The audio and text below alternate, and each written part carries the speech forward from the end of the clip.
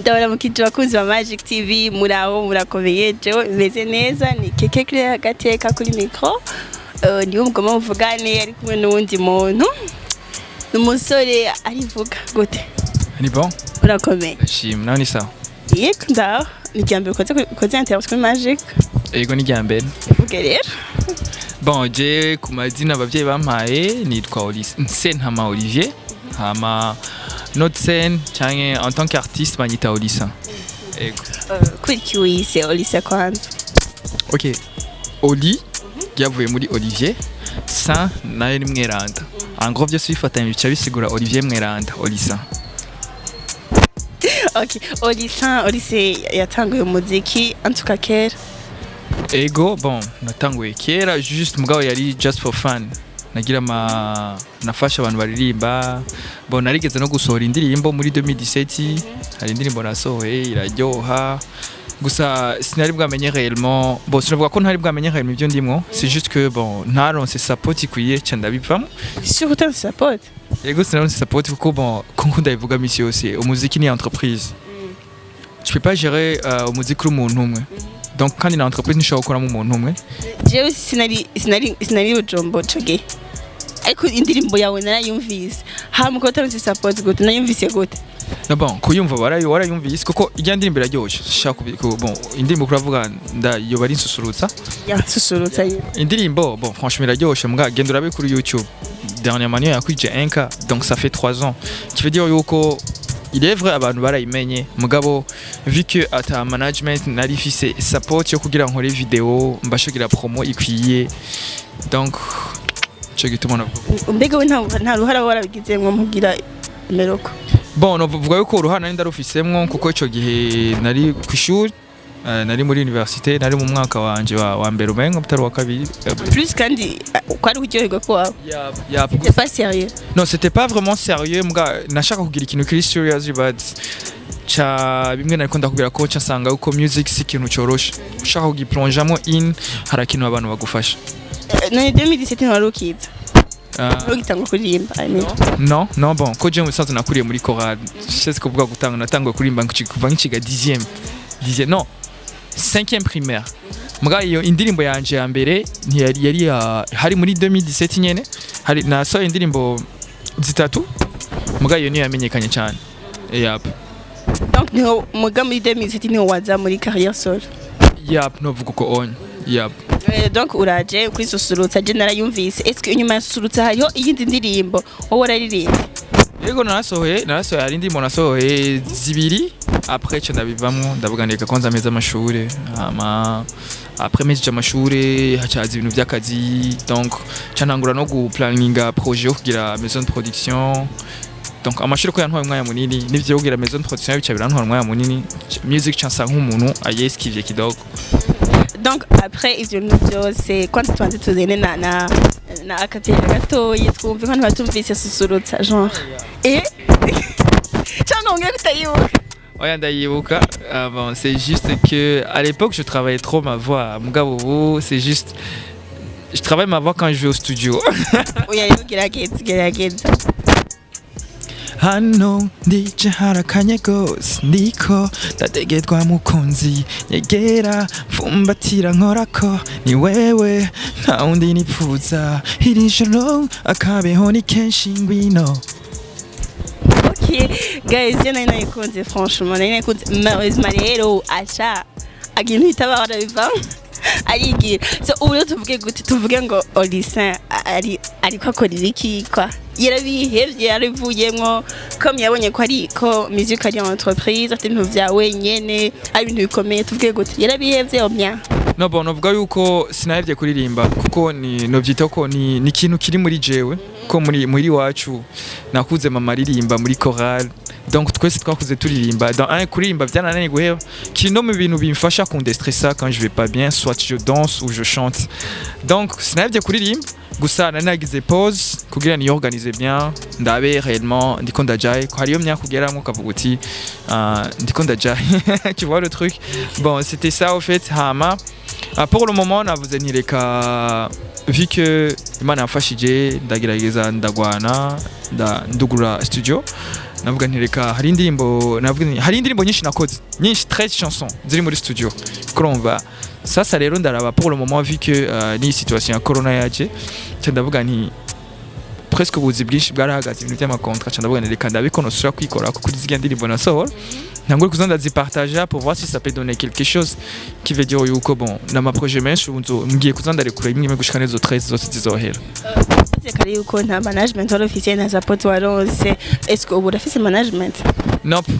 byose ndabyikorana ku mufuko wanje bon hama n'abaproche b'abagenzi ba supportinga juste moralement sinon économiquement parlant ni jewe ndabyikoramo kandi murazi ko music ikintu cyitwa umufuko irakora cyane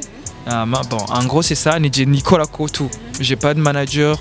ahubwo aussi hari abantu bashaka gufasha I'm ready gufashwa Okay, arabatumiye karibu rwose muri Zanze hama iyo studio yawe de production iri hehe beze gutuma n'indirimbo zahwa sho gusanga arizo zisohoka nitumenye ko yakorewe muri production yawe bon studio yitwa Phoenix Sound hama avant twakorera muri Casino Le Cercle mugabo twarimutse kubera ibintu nyene bya covid ubu pour le moment turategura handi hantu zo kwimukira muri nyene mbwa pour le moment studio nabaye ndayitwara muhira anatanda ko baheza gukora hantu zo kwimukira vuba regarde on a yuko studio yawe uriko évoluer bien ben franchement ça évolue hein. Kuko déjà je suis mon producteur abizi je suis mon beatmaker abizi naje en tant que arrangeur du son abandabizi no kuririmba urumva franchement ama feedback turonka déjà kundirimo tumaze gusohora yose azameze bien. Okay. Donc au lycée abihevye yagarutse n'ikindi kintu ngo cyo kitubigike. Ah ouais c'est ça. Entre temps ni bon si j'ai kuvuga ngo coming coming back no like ucumengo ni ikintu kiri hot guhatarisha en gros je sinkunda guhatarisha kuko ndashaka kugira ibyo onye après 2 ou 3 mois nka chanson muri ya routine yanje ka ucumengo nateye ifrapa donc bisigura yuko ushobora no dushaka kubura kandi non c'est pas ça nishatse kuvuga nti c'est vrai c'est novuga ko ari comeback mbwa c'est pas un truc de ouf tu vois bimwe bahatarisha sinzi ko ratahura bon je te kuvuga yuko bon c'est vrai nagizaga comeback hari indirimbo ko nakubye c'est 13 chansons ziri muri studio tandasohora imwe donc yo natangwe gusohora ni imwe yitwa Palais hama we en gros c'est ça indirimbo shash yitwa Palais hama bon sinzi ko maze kuyumviriza mwebwe Palais c'est Palais Kiswahili Palais haja cyangwa ntihariya I don't know haja nyene tu vois yep nari muri Palais urumva dufate umuntu ariko araraba emission atarumva nk'intuze atarumva indirimbo Palais ikintu cyo mutuma agenda kuyiraba ni giki harimo message nyabaki message ni indirimbo iri romantique c'est ni indirimbo comment dirais-je la chanson a été faite pour deux personnes bakundana indirimbo y'urukundo bon en gros c'est ça ivuga ikika bakunda non ivuga urukundo it's like ndashaka kugusoma kwitama un peu partout ahantu hari tu vois tu vois il y a soit kwitama kwizosi kuri poitrine kuri front donc c'est ça en fait yeah. Très romantique soit kugusoma tiens kugukora un peu partout sur ton corps vu que t'es ma petite amie donc on va c'est ça yeah. Ok guys ibindi mugende muvyirabira en fait kuri condition ndirimbo wanditse gute urumva iyo envie c'était quoi bah en fait le truc nuko indirimbo déjà yari twari muri studio twotogira check mic check sound ya mic ça rero mon producteur hariyo beat yari yakoze acambira ati vu que ko micro yacu yari yapfuye acambira ati giriyo check muko hari abantu bagomba baze kwanregistra acambira iburagira check sound kuri beat twumve ko micro ikora neza ngize check sound shizemo melody le producteur acharayikunda acambira man mélodie romantique essaie de voir si tu peux pas gratter quelque chose sur une feuille kugira travailler qu'est-ce que ça peut donner donc cyandi umvira ngire kuri ce sujet bon cyandi umvira umudada nyene donc on va c'est ça en fait tout d'un coup Palais bicho biraza kintu kurakora olisa kugira indirimbo zawe genre ntidisuye kuvuga ntuse kwidoga ngo ntose support se wanose kwa niki kintu kurakora nizihe fo urashiramwe na ubwe wawe bah déjà urazi uko déjà indirimbo irashaka kubiryoshe kuryoshe mbwa itanonse promotion ça sert à rien quoi bon ndiko ndagerageza kurondera abantu bamfasha cyo gutuma nabarondeye namwebwe kugira mufashe kandi encore une fois merci ndiko ndagerageza kongereza speed ya promotion pour voir ce que ça peut donner quoi ego bega none di ko uraheba uravuga ku bihevye ntubora bihevye none akesa ça affecte abafan bagasanga dimwe barakwibagiwe gasanga Olise ntakiriho even abari mu kazi mu mashure mu gutigita n'ubuzima none akesa affect abantu bagasanga genre kuri kugenda utari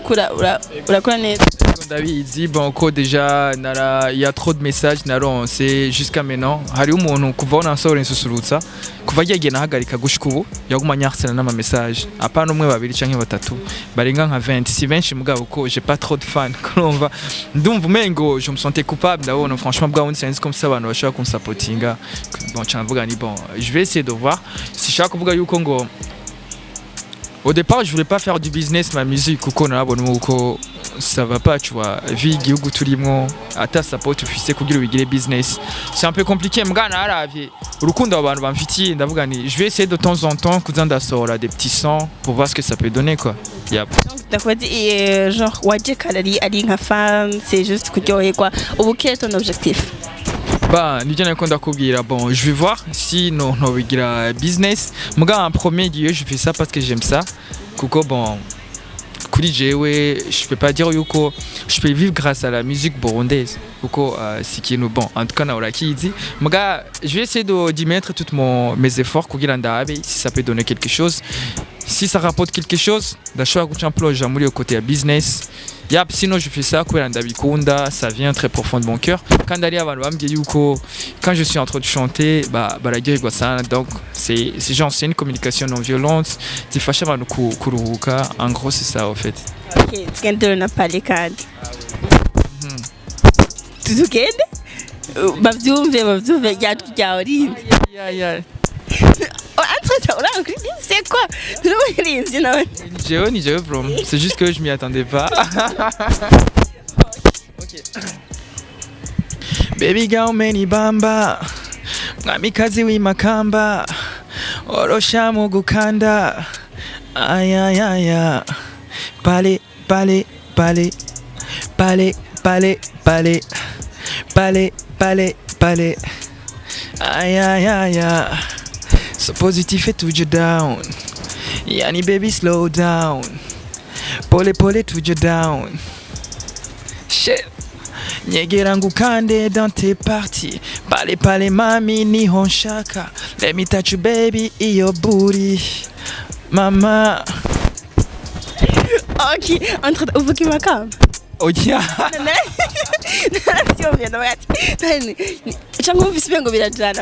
en fait t'es pas la première personne à mbaji ico kibazo imakamba bon ni juste nariko ndarondera rime avani baby girl umeni bamba umba mpereza na mba cyangwa no igihe kinovuga cyansanga rero kera je nari umufana wa Fizo bon jusqu'à maintenant ndamwemera ko nakuze ndamwumva avuga makamba represent tu vois le truc kicha kiraza direct vu que ari ndimbo nakunze kwa ndi umupeti cyanagira umwamikazi w'imakamba. Je me suis demandé est-ce que vous avez vu makamba c'est quoi donc il va me kubaza ma shaka umbye nk'abantu bashaka kuraba kwa ama social media yawe bakurikire tu ndababwire cyenda ba non aho bagusanga basanga indirimbo ya bon we ni channel YouTube yanje igendini Olivier Sentama kuko channel yanje ya mbere yari Olise Music bon narayibutse en tout cas barayihakinze ni yakera sinzi uba aba hitwa maybe nta numwe twagize wo kuvyitaho cyane voilà en plus j'avais anayifisa abantu quand même nayifisa ba followers atari bake barenga 3000 quoi quand à l'époque ma 4000 quoi sindi ya Olivier Sentama hariho tous mes trucs nkora canke kandondera kuri IG Olise Olise Facebook Olise Olise ego. OK guys mu supporting dimwe ibikorwa byo biraryoshe mbwa kandi mu musabe nkuko ndamusaba ahuguma adusiga mikorosi aguma nivyo tungudusiga mikorosi uze ibintu kwazuzoguheba ego franchement je nukuri bon ico kintu ari abantu benshi amaze kundukira ama message hari n'abandukira ama mail tu vois bwati franchement hari nabo hanze bambwiye ati franchement on a vraiment besoin de ta voix on aimerait bien que tu nous fasses des trucs de son rumba ndavuga ni finalement sans confesser ça bon ndavuga ni shana je ninaronka support ikwiye sindosura kubala shana cyo tumasuye kuvuga s'il y a des gens qui veulent aider bon je suis là hein. Rumba c'est ça Ok, bazoza en tout cas. Bon, ndagushimire entre ta wowe ufite ibintu byinshi ukora cyane cyane umwanya wose umuntu ego ni byinshi. Bon, nakubwiye mu Burundi bon muri no myaka tugezemo kandi surtout kiri umu jeune ufite utikoresha tu vois. Bon, je ne fais pas que chanter, je suis aussi un événementiel, un prof de danse, un chorégraphe. Je suis aussi un agent de communication, ndagira ma gestion ya communication externe ya ma entreprise. Bon, ubuzi bubonetse ko muri kino gihe Covid umengo byose yarabitwaye. Donc en gros c'est ça. Yep. donc urumva ko afite ibintu byinshi akora ni bon rero umukeneye hose ashobora kumuraba akagufasha ni bon ok ndabashimiye cyane bakunze ba Magic we nagushimiye hajya ndagushimiye kwanza murakoze franchement murakoze merci du fond du cœur murakoze kunyumvira même dans la prochaine fois dusura tubikore ko twumve ko ari cyo mudufasha ko namwe mu bantu turi sanse kurondera dufashe ni vyiza kandi ndabona umengo giranye ikiganiro n'umukobwa atacabaye ça va donc c'est bijanye nashaka kubyonga gato anyway nashaka gucokoza tu franchement merci du fond du cœur ndagushimiye nawe ndashimiye namwe bakunze ba Magic TV ko madukurikirana